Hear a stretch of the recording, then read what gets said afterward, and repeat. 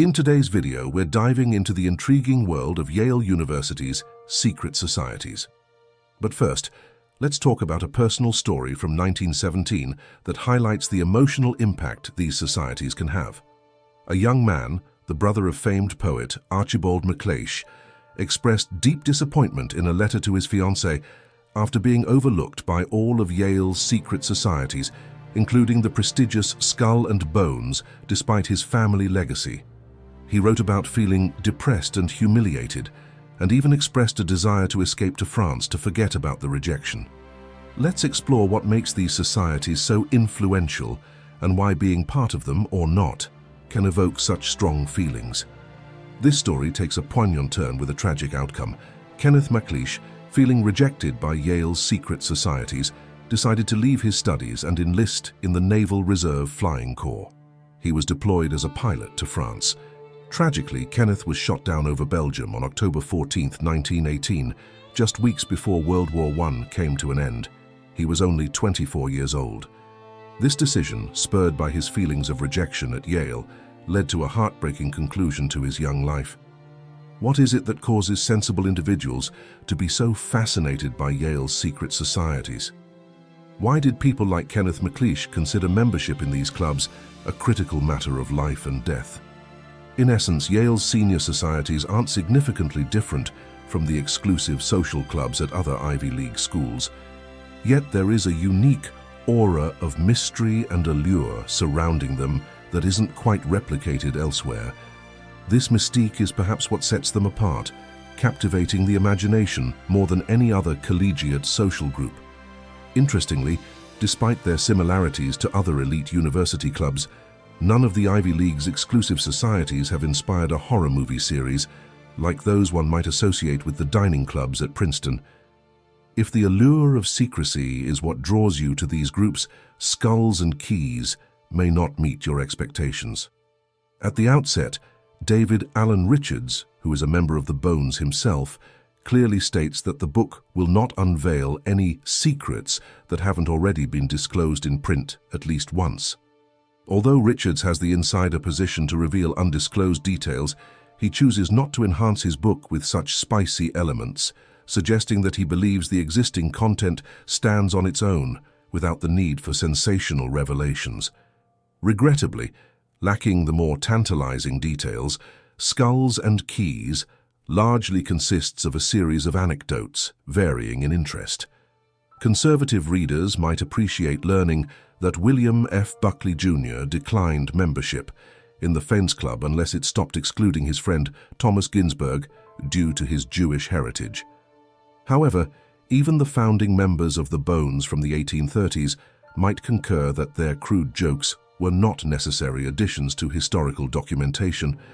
The excessive length of this 800-plus page book is exacerbated by the fact that Richards, who is professionally a lawyer, lacks the flair of a natural storyteller. One of the more compelling narratives within the book, the tumultuous struggle to admit women into Skull and Bones in 1991, includes dramatic elements like the confiscation of keys to their iconic tomb, threats of lawsuits, and the leaking of top-secret memos that were published in the Wall Street Journal. Unfortunately, Richards mishandles what could have been a climactic moment in his narrative. He only introduces a key detail towards the end. One of the undergraduate leaders advocating for the admission of women was Austin Goolsbee, who would later become an economic advisor to President Obama. Richards's detailed focus on the minutiae of Yale's secret societies detracts from the broader reality that these institutions have been waning in influence and prestige. Gone are the days when they held the cultural significance immortalized by figures like John O'Hara and Dink Stover. Nowadays, undergraduates might stroll past the Society's iconic brownstone tomb on High Street with as little curiosity as they show towards the nearby Yorkside Pizza. While membership still holds appeal for those looking to expand their professional networks, the secret societies have largely lost their former allure and mystique. The decline of Yale's secret societies is closely tied to the rise of increasingly meritocratic policies during the 1960s. What specifically about this cultural shift proved to be their undoing is less clear.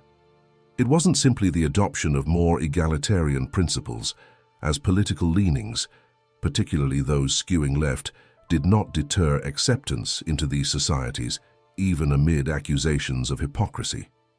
In 1971, a student columnist highlighted this contradiction with notable irritation, pointing out that the new inductees included a diverse mix of activists, a black militant, a prominent participant in the previous spring's May Day protests, and a key organizer of a charity drive in New Haven.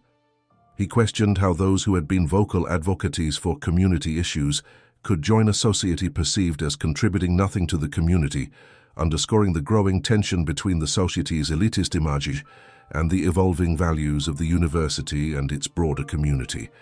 Some older members attribute the decline of Yale's secret societies to their decision to admit women, noting that resistance to becoming coeducational persisted well into the late 20th century.